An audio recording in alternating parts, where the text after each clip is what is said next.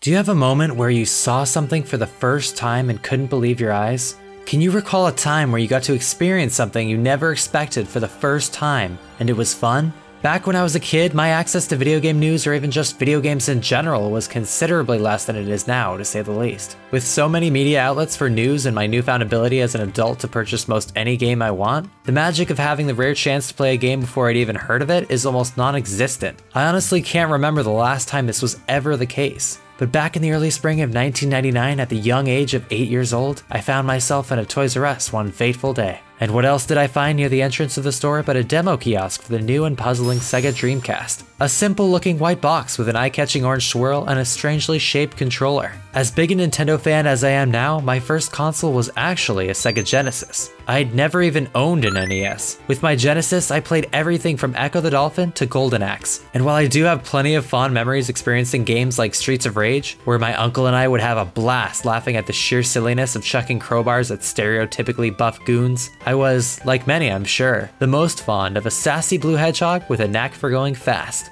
I'm talking, of course, about the blue blur himself, Sonic the Hedgehog.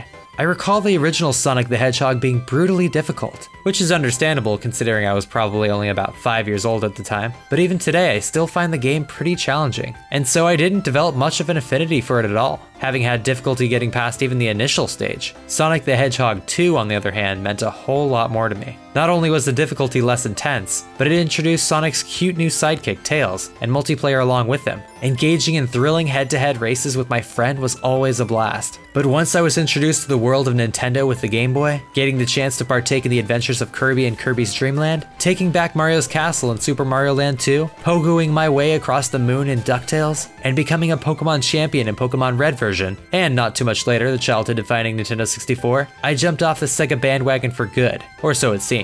And while I wouldn't purchase a Sega console until many years later, I can't deny there was always a certain mystique to the games they made. I recall walking into a Kmart and noticing some kid playing a demo of the Sega Saturn title Nights into Dreams. I watched, transfixed, as he soared through the bubbly rings with that strange and mysterious controller. It was such an oddity, and my curiosity was piqued. Now that I think about it, Sega games always managed to capture my interest and leave me fascinated by the mystery of it all. Perhaps because of just how transfixed I was with Nintendo and, to a lesser extent, Sony. I was so busy playing games like Mario Kart 64 and Spyro the Dragon that hidden gems like Nights into Dreams remained just so, hidden. And when I'd randomly stumble upon them at a demo kiosk, I'd be mesmerized, even if never sold on the product itself. That would all change, however, on that fateful day at Toys R Us. The demo kiosk was barren.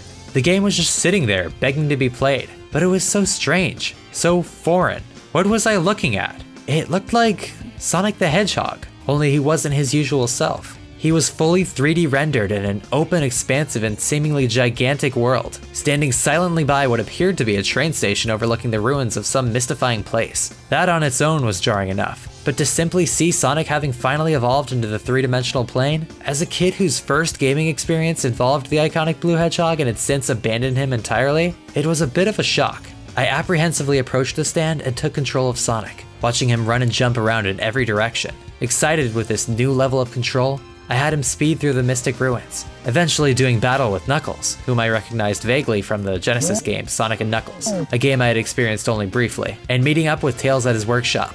I was hooked and knew I had to explore the game even further, but I wouldn't get a chance to own the game for myself until much later, after the release of Sonic Adventure 2 forced my hand and I absolutely had to buy this system. Instead, I played the game in its entirety at a friend's house, and together, the two of us basked in what we felt was, at the time, the radical awesomeness of Sonic Adventure. Just that opening alone gives me chills every time I watch it. It felt so wildly dark and out of place for the Sonic universe, and yet, that was a part of what made me love it so much. The way it drummed up the tension until it absolutely burst with the sounds of Crush 40's Open Your Heart tearing up the guitar was, in my mind, simply genius. It got me so amped for what was to come. And even if the massive beast that was Perfect Chaos somewhat frightened me, I was more excited than ever to embark on Sonic's grandest adventure yet, and it was most definitely an experience. Racing across the boardwalk as an orca gave chase behind me in Emerald Coast, soaring through the skies in Windy Valley, speeding through the neon-lit hovercraft track that was Twinkle Park, snowboarding down a frosty mountain as a massive avalanche foolishly dared to match my speed. It was a never-ending series of engaging and exciting surprises. And really, I could go on. but I think the defining moment for me, the moment where I knew I was playing something truly special to me that would remain so even years after it had shown its age, was during the Speed Highway action stage. Blasting through the highway as that music pumped intensely in the background, surging me ever onward, I reached a point where Sonic entered a tunnel and, before I knew it, was running on top of the ceiling.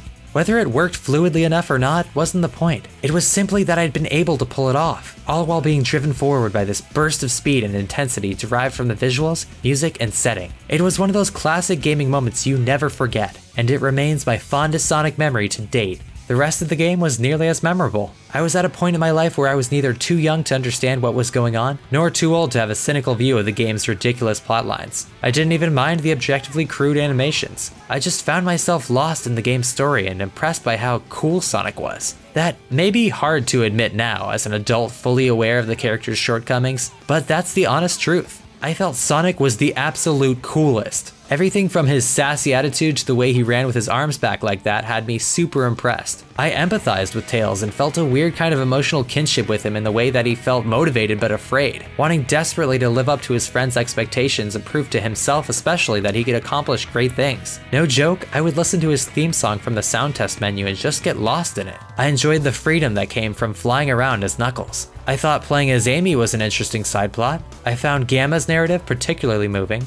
Big the Cat, and having at last completed every character's storyline, finally being able to transform into Super Sonic in the final mission set to the opening theme, that was another incredible moment for me. It was like living the feeling of the game's opening, that opening that had me so pumped and excited to play the game. It was absolutely palpable and I enjoyed every minute of it. At the end of the day, Sonic Adventure is a flawed game, as are a considerable many that we yet look back on with fondness. But it's a flawed game that meant a lot to me then and, as a result, continues to mean a good amount to me today. It showed me that a game can be fast, fluid at times, and thrilling. It showed me that I could suspend my disbelief and care for a cast of characters that, while goofy at first glance, still portray various morals and values that we can look up to. And above all, it showed me that you can never quite count out Sonic the Hedgehog. For while he may be prone to missteps and while he certainly isn't perfect, there yet exists a spirit in him and what his games represent. A spirit that can be reawakened at any given moment, just as that moment came suddenly to me, all the way back on Speed Highway. And that is feeling nostalgic. Thanks for watching.